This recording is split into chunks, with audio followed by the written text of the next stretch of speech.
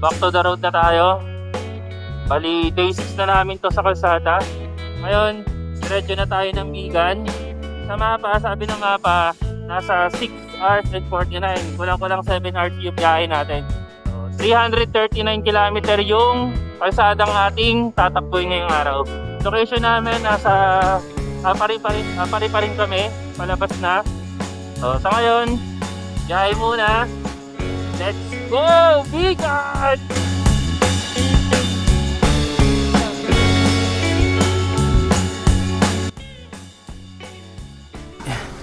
Hindi pa kami nakakalayo ni Pangit sa biyahe. Nagkaroon ulit kami ng aberya. Katulad lang din nung nangyari sa amin doon sa Santa Ana. Itong bracket ng additional ilaw natin is bumigay. Ganun talaga, hindi maiiwasan yung mga aberya sa daan. Buti na lang din, maaga pa. At may mga open pang mga ganitong service.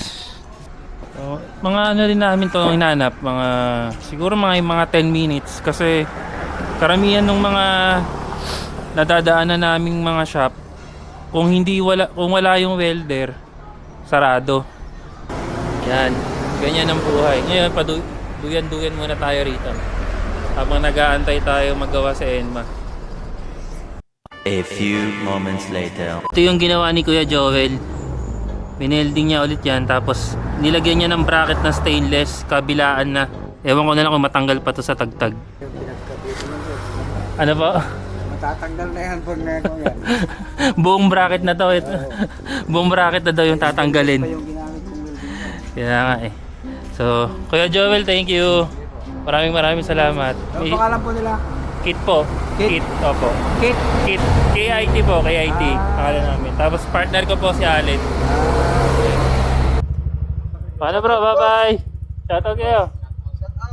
Shoutout din po, Kuya Koy. Kuya Koy. Baka mo na. Ingat kayo sa biyahe.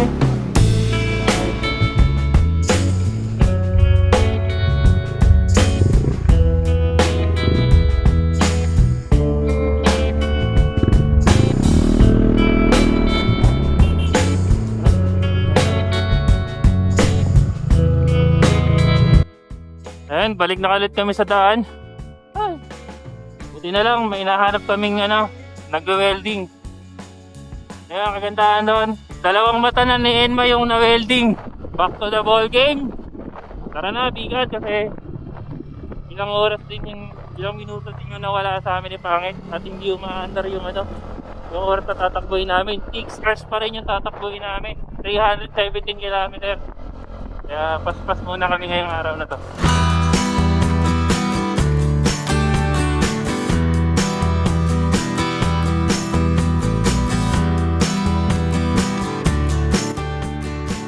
Oras natin 11:13 AM. Kakalagpas lang natin ng Ballesteros.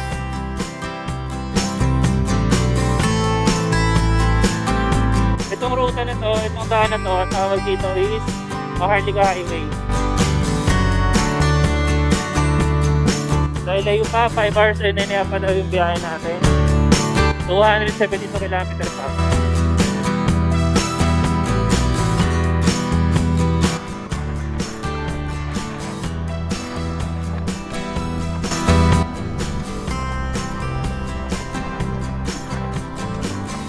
Papasok na tayo ng Siberia. Ulan, init na tayo ngayon. Okay lang yan. May kumpleto yung North Loop pag hindi natin ito nararanasan.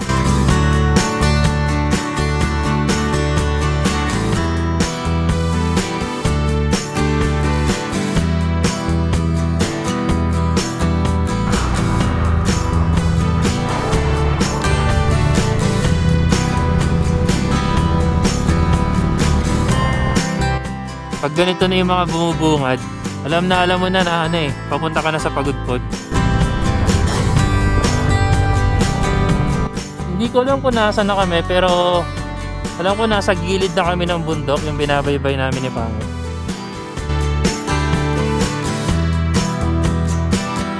Woohoo! Pangit! Natatakot siya kasi ano eh, umulan, madulas daw.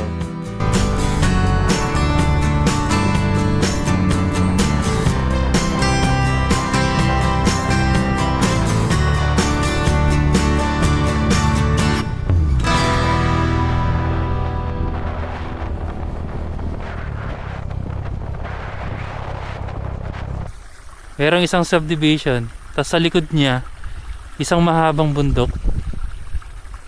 Bundok ng Claveria. Hindi ko lang alam kung anong tawag sa bundok na yun, pero tingnan natin. May daan dun, oh. Diba? Ang ganda ng ambience ng subdivision na to. Malamig. Tapos puro palayan. Tingnan yung tubig, oh. Ang linaw. Tanong natin kay Kuya kung anong lugar na to ng Claveria. Kuya, anong lugar na to ng Claveria? Santa Praxedes na ito kuya. Santa Praxedes. Parcedes? Praxedes. Praxedes? Santa Praxedes? Ayan sir. Ano pangalan mo kaya? Ayan. Renz? Hi Renz. Po? Meron po. Si Kuya Renz, nag-follow sa atin sa page sa YouTube. Kuya Renz, thank you ha. Yes sir. Shoutout ka Kuya Renz. Okay na yun. Sabi ni Kuya Renz, pabahay pala yan. Ang ganda, no? Tapos dito pala, ngayon ko lang din nakita. Ayun, puro buko pala yun nandun, no? Sa gilid niya. Yung maliit na parang na yan. Puro puno, tapos subdivision. Tapos bundok. Ang ganda ng setup. Nakaka-refresh. Kayo ba? Nare-refresh ba kayo pag ganyan yung nakikita nyo?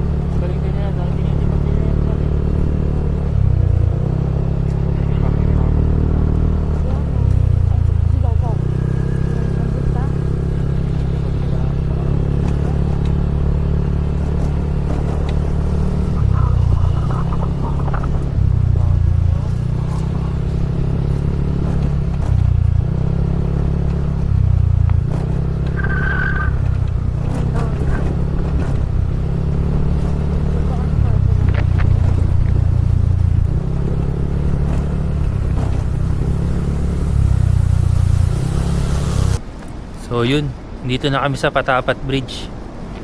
Stopover muna, mailo muna kami ni Pangit. Habang tinitingnan namin yung magandang view sa harapan.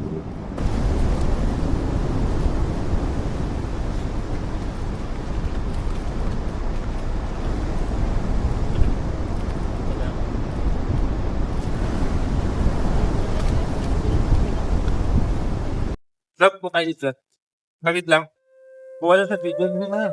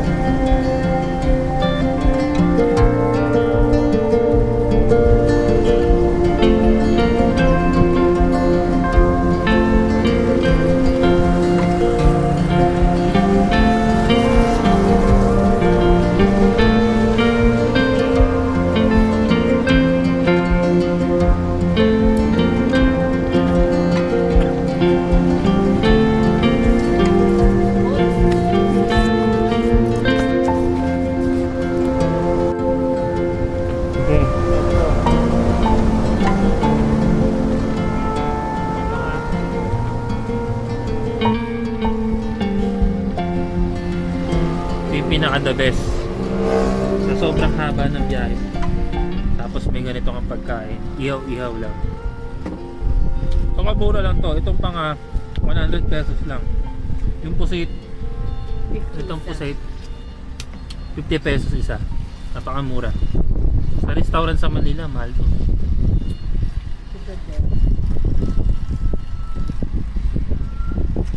Saka yung suka nila masarap. Ito ba yung suka nila? Ito. Masarap.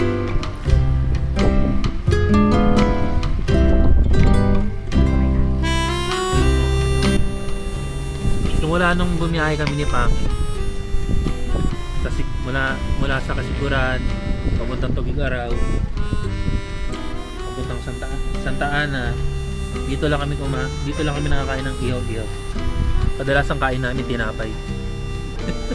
Kakabiyahe. Marami bumili si Pangit ng tinapay.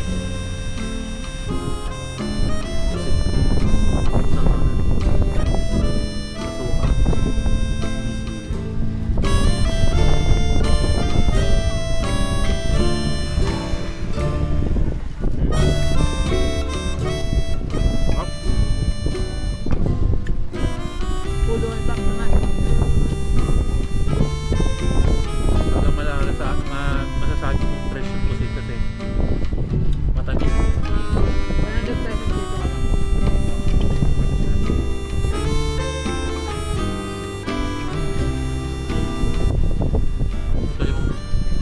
Ito yung panga.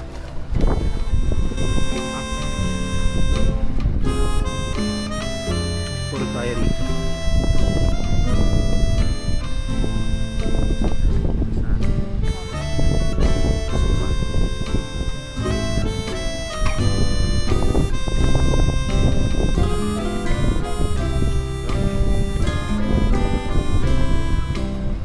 Busog. Pangako, ito nangyari. Anong oras pa behind the love? Ano ba? Oras pa rin? Tinik na lang yung naiwan. Yung kay Pangit, ito ba? Busog. Islo. Ang sarap.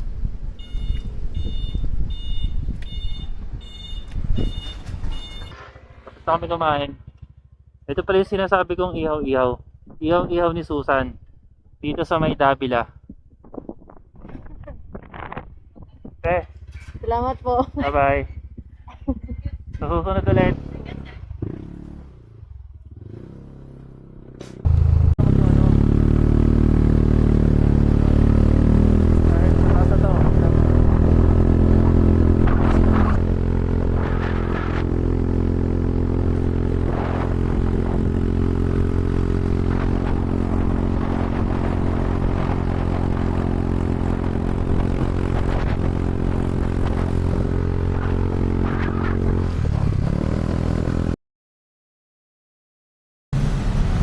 Day 7 ang buhay kalsada namin. So, bale nandito kami ngayon sa Casa de Gabriela, Bigan City. Pa-check out na kami ngayong umaga. Plano namin, maghahanap muna kami ng laundry shop. Papalaba muna kami ng mga damit kasi hindi kami nakapaglaba dun sa sa Apari. And nauubusan na rin kami ng damit. So, yun. After ng laundry, punta na kami ng Cervantes. So, try namin kung makakapunta pa kami ng Highest Point. Pero pag hindi, meron namang mga matutulugan dun sa sa along the road bago kami umakyat ng Tinop. So, baka ganun na lang yung magiging plano ngayong araw. So, kita-kits na lang mamaya, kita-kits na lang sa daan.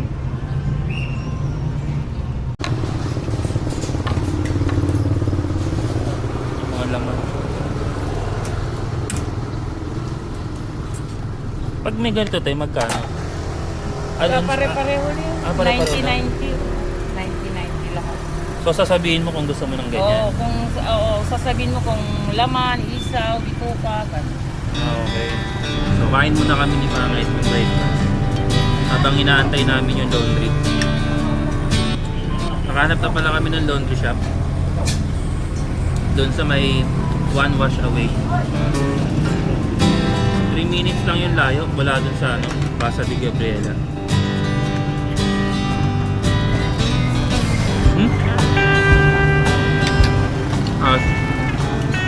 Iwan na rin namin sa laundry shop yung mga gamit muna namin, yung mga pen. Kumaig naman si ate na balikan namin. Sarap.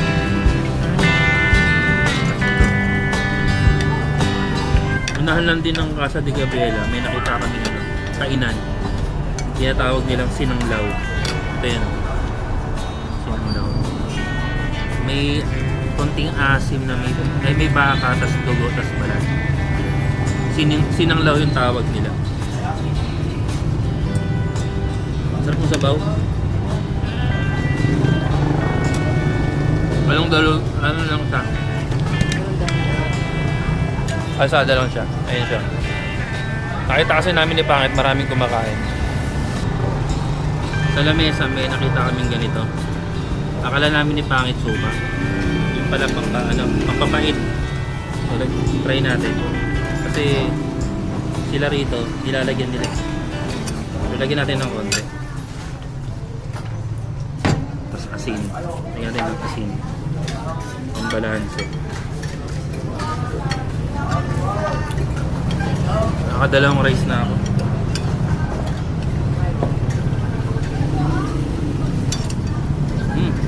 Sarap.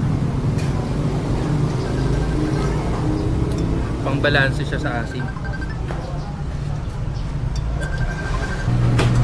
Sige, ikot ka.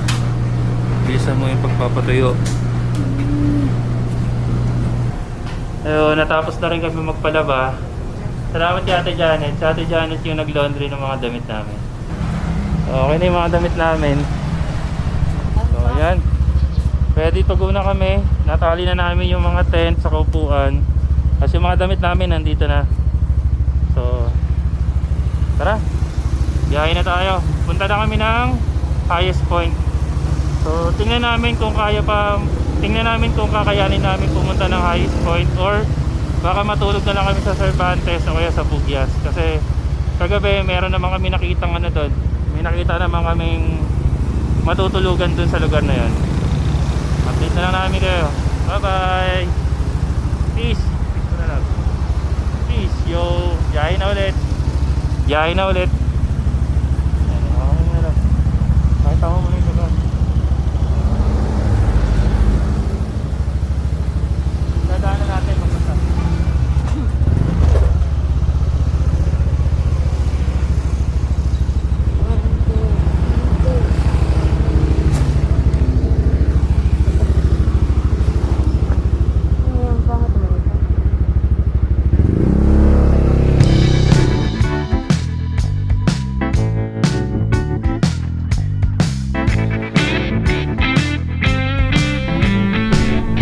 Nakalabas na tayo ng Bantay, Narvacan, Santa Maria. Tapos dito na tayo sa Burgos. Dito na ata magsisimula yung scenic view paakyat ng Tinok.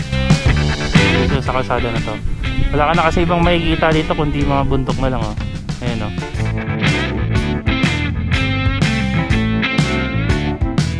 Wala.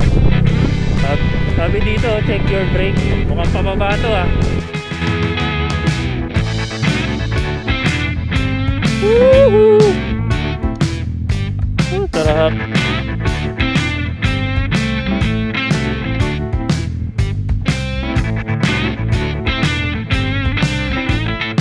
San Emilio na tayo. So, pababa pa rin tayo ng pababa.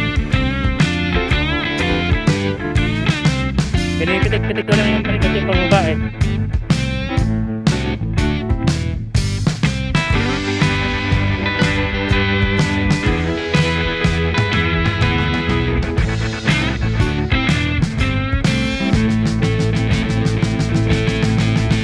Paakyat naman tayo.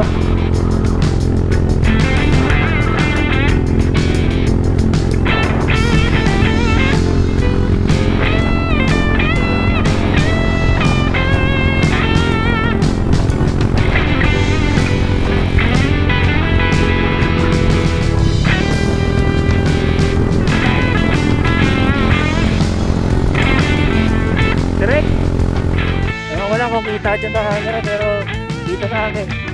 Kita-kita, madirect.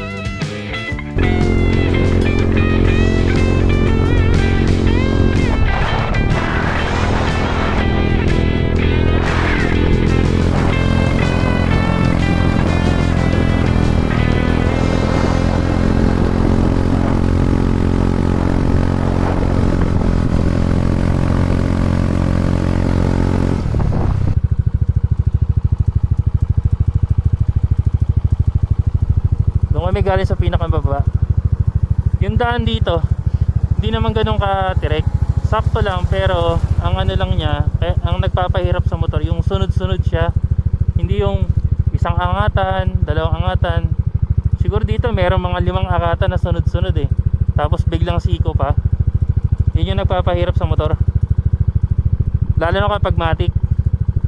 Pero yung mga declutch dito kayang kaya. So 2 hours and 40 minutes pa. Meron tayong 94 km. Oras natin 12:36 ng tanghali. Siguro kaya namin dumiretso na hanggang Baguio.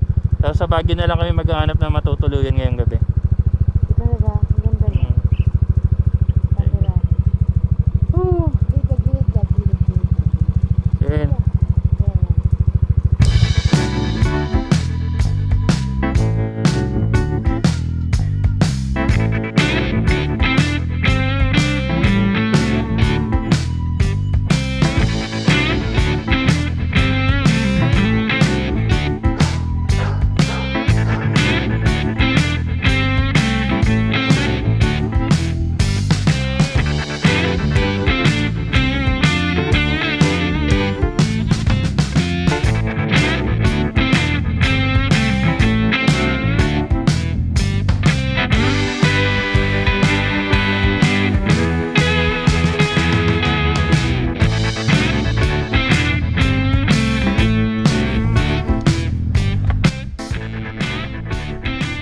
Paglagpas namin sa Quirino Arco, sa Welcome Quirino, may nakita kaming skyline view deck. Ito pala yung tinatawag nilang skyline view deck.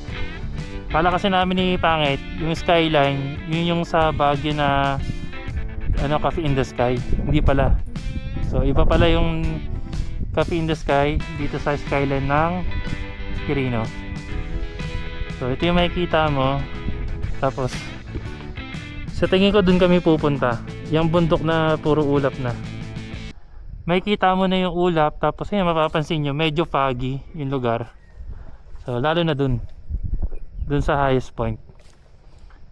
So 20 pesos ang entrance nila dito. So kami dalawa ni Pangit, 40 pesos yung binayaran namin. Pwede kayo mag-rent dyan, mag-relax. Kung family kayo, kain kayo, tambay kayo, tapos maganda yung view nyo. Yan. So hindi na kami magtatagal dito ni Pangit kasi diretso na kami ng highest point. Tinignan lang namin to saglit. Tara love.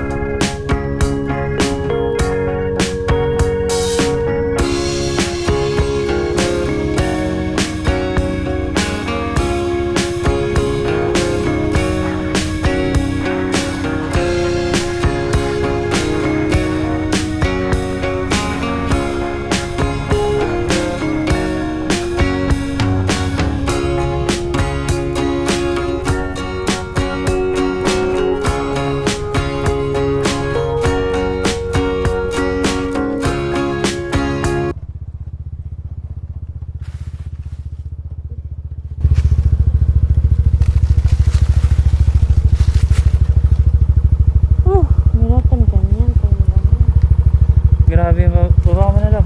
Wala, umiinit na yung brake eh.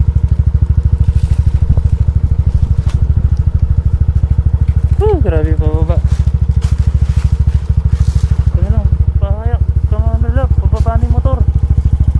Kung masabi ko sa'yo.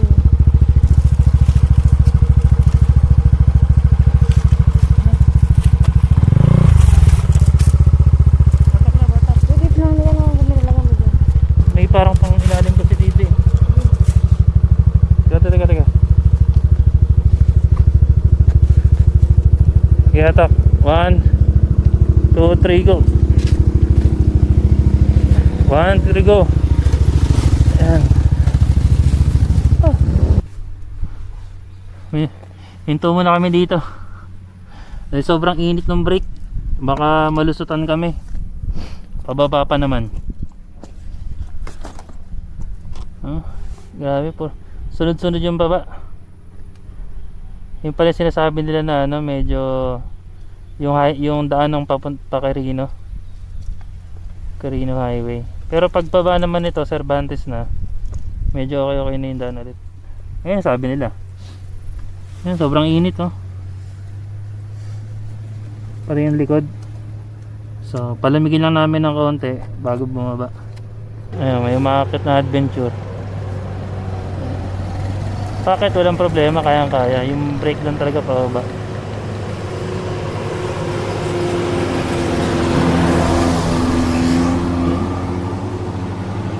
Mayroon pang truck. Sunod-sunod kasi yung pababa. So gagawin ko, si pangit, palalakarin ko na pababa. Ako na lang yung magmumotor pababa.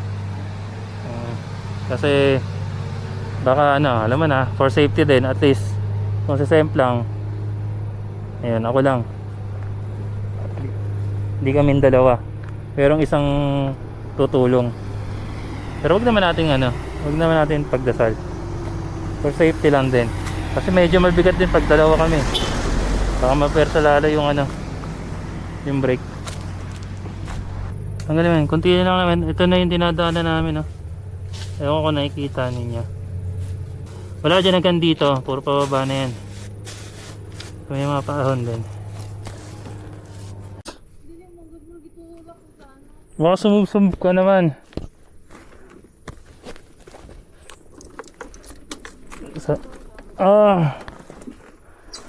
Ayun, lakad na si pangit. Sasa ko, magmumotor na. Pero kung manual sana itong dala namin, walang problema kasi ilalagay ko lang yun sa Primera. Ito kasi nag-engine brake naman siya, pero mabilis pa rin eh, unlike sa manual. Madaling anuhin. At least ito, ako lang mag-isa yung karga, madali ko maano.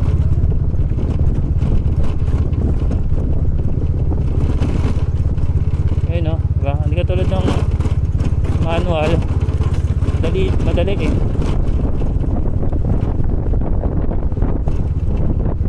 Ay, mababa naman ah. Ayan sa bahay dito. Tapos dito kahit pa paano, ako lang. Ganda ng view. Hindi mamaya na yung picture ba? Sabi ko sa picture eh. Kasi alas 2 na oh. Tapos 80 km pa tayo, gitna pa tayo bundok. Pwede ko kaagatin na tayo ng dilim dito. Love, may truck ah. Tabi ka. Yung truck oh, dahan-dahan din siya oh. Ay, salubong sila. Ayun na. Kaya nakalogger lang din yan.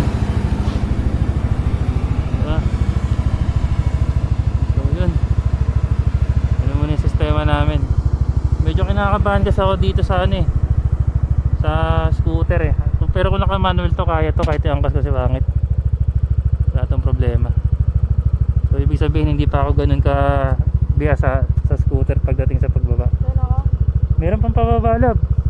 Tingnan mo dun.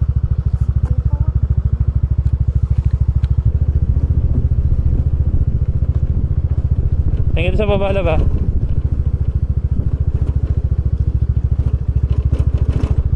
Ah.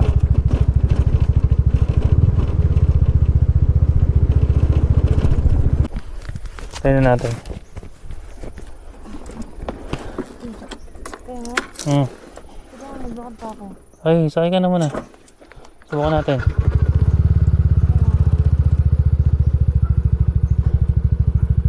Whew.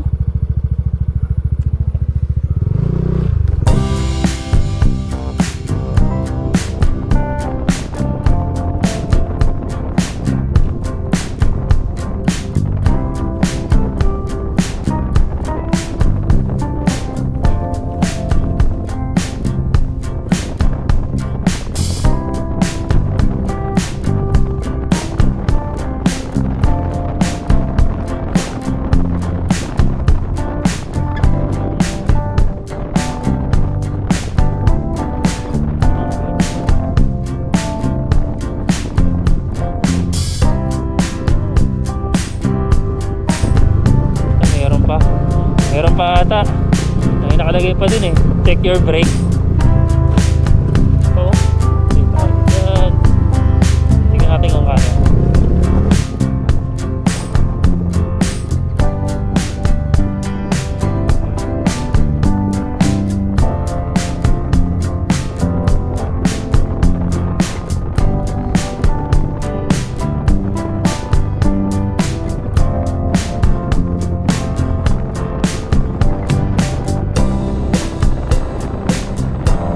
First time ko yun.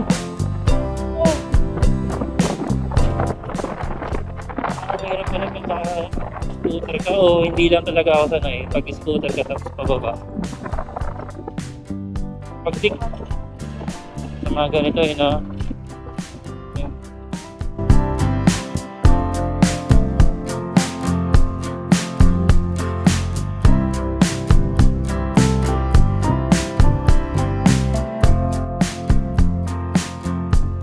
Nandito na kami ni Pangit sa Manakayan, Benguet. Sa tapat ng school. Ayun o. Ano yun? Kulalo Elementary School. Medyo malayo pa tayo. 1 oras pa bago tayo umabot ng highest point. Isip namin saan kami matutulog nito or diretso na lang kami ng Baguio. Ayun, magtatanong-tanong na lang kami doon.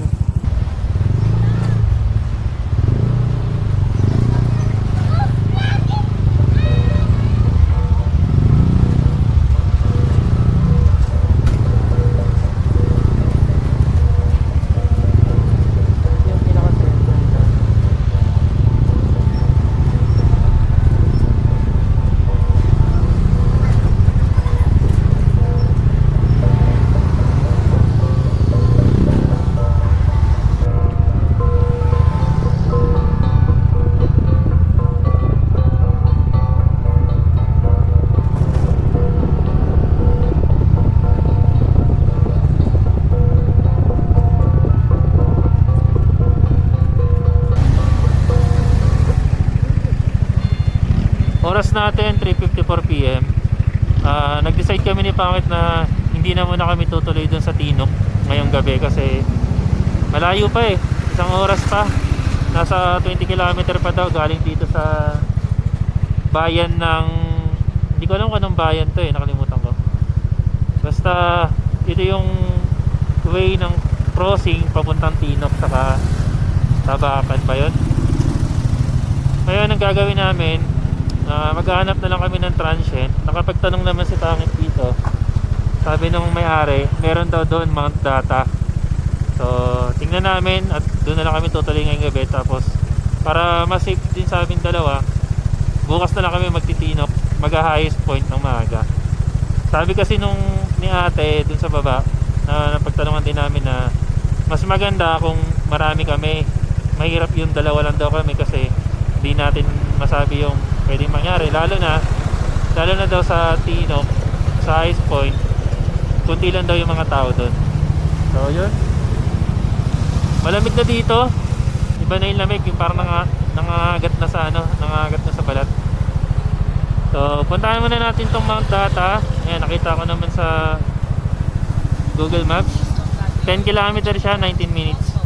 Sige, tingnan Tingnan nyo muna yung view ng lugar namin.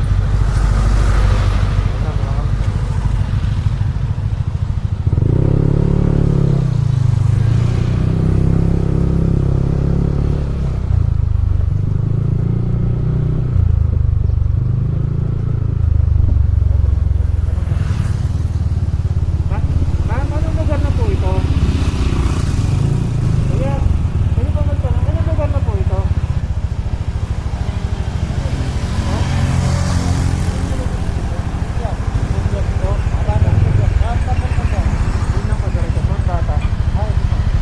Abatan po dyan po ito. Salamat. Kumbaga ito yung bayan. Salamat.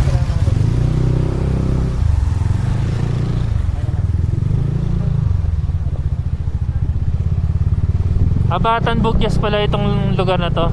Yung dinaanan namin. Yun.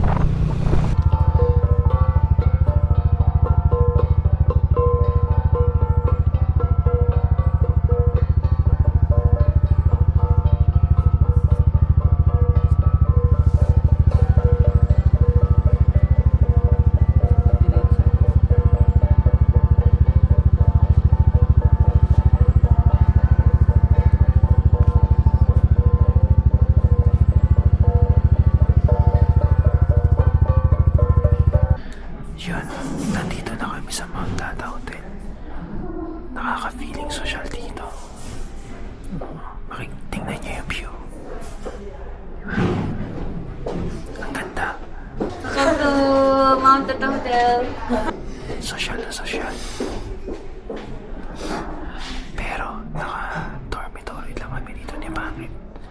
So, yung binayaran namin dito, 750 per head. So, dalawa kami ni Pangit.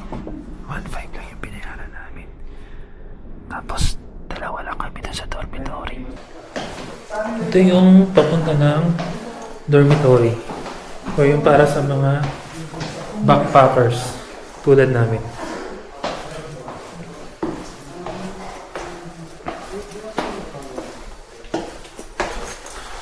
Andun yung car exit. Ayan, bukod kasi yung babae sa lalaki. So, pero di kami, niyagang kami rito na maging couple.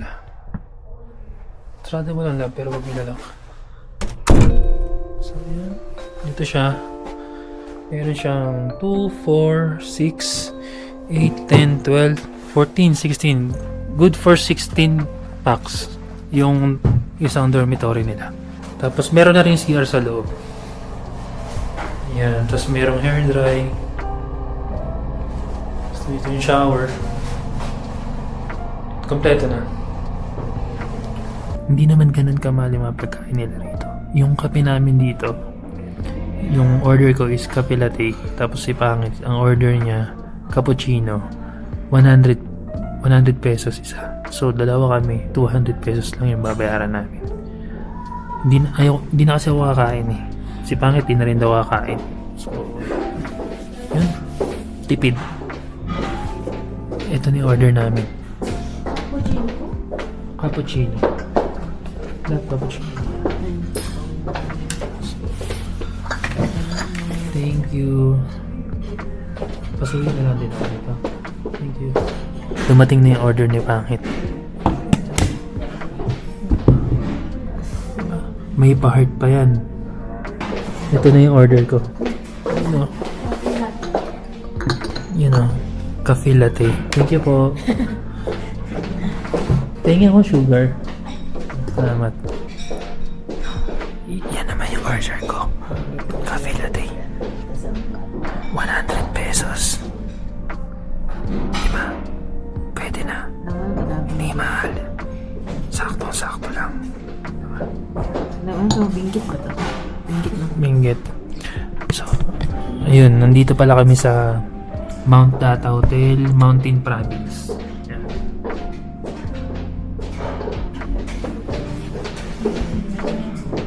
Mountain Province na to, di ba? Ayun. So, ayun, sa Mountain Province. Sa Mountain Province na kami. So, dito nakalakit yung Mount Tata Hotel.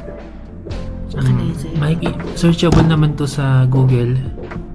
Yan. pag pumunta kayo rito sa Benguet, ano nga lugar yun? Abatan. Ampatan? Abatan. Apatan? Abatan. Abatan. Ayun. Example, sa mga katulad namin nag-rides, nagdo-North Loop. Kung naghahanap kayo ng budget-friendly na hotel, tapos classy yung lugar, ang ganda ng lugar, yan. Pwede kayo dito magstay sa Mount Data Hotel, Mountain Province. So, searchable naman siya sa Google. Search nyo lang doon. Yung mga room nila dito meron silang 4,000 deluxe na yun. Tapos yung standard nila nasa 3,600. Pero meron din silang ino-offer doon na kagaya sa amin ni Pangat na backpackers. Yung dormitory. So, 750 lang. So, yun. Kape muna tayo bago matapos tong day 7 namin. Ngayon, bukas ng umaga, biyahe na kami papunta ng Highest Point. Tapos, after namin mag-Highest Point, siguro, baba na kami ng Baguio. Pilitin namin makababa hanggang Lingayen. Then, sa Lingayen, iniisip ko, doon kami mag-i-stay na sa beach. Kasi may alam ko, mayroong public beach doon na pwede kami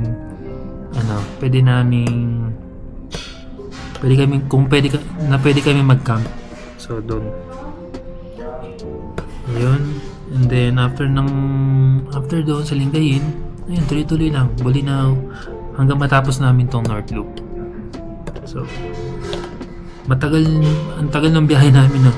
Umabot kami ng 7 araw. Lagpas pa. Hindi naman din kasi kami nagmamadali. Lalo na hindi ako nagmamadali. Saka, pinagandaan din naman namin to. Sa oras, sa panahon, saka sa budget number 1. Ayun, gagawa ko ng isang episode about dun sa expenses naman namin sa North. At kung ilang araw namin natapos yung North Loop. Sa lahat ng nagno-North Loop dyan, sa lahat ng kahit hindi nagno-North Loop, sa mga hilig magmotor katulad namin ni Pangit, ingat kayo palagi sa rides, ingat kayo palagi sa kalsada, huwag kayo magmamadali, diba? Tapos laging magdala ng extra budget kasi hindi natin alam yung aberya.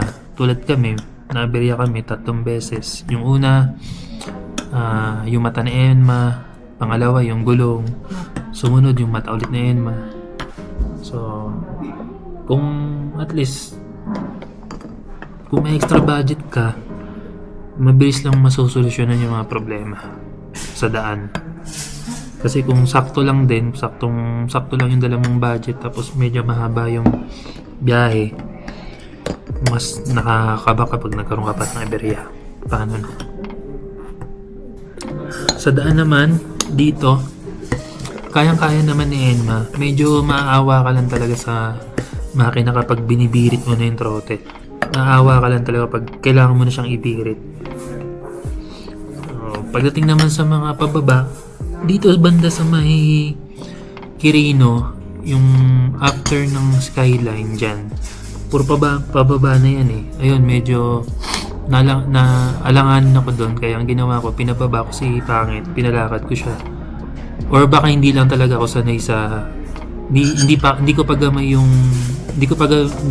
si Enma pagdating sa pagbaba na sobrang ganan.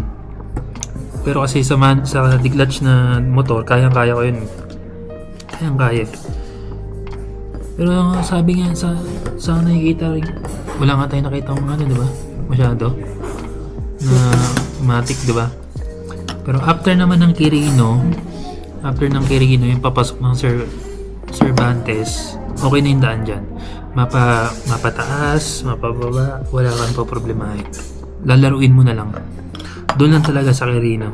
After ng skyline. Kasi talagang ganun, pababa. Tapos biglang ganun.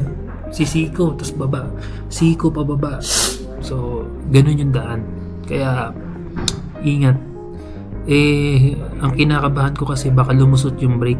Kasi sa sa matik na motor, ay yung common na problem dyan, yung dusot, lumulusot yung brake. Ako ang ginagawa ko para mag-engine brake, pinipiga ko siya ng konti para mag-engine brake siya. Pero unlike, iba pa rin kapag di-clutch, tapos pababa. Okay. So, yun pangit. Ano masasabi mo pangit? Ay, better naman, experience mo. Naman, nice. Nice lang. Sa haba ng biyahe namin, nice lang yung masasabi niya. So, paano? Babay na.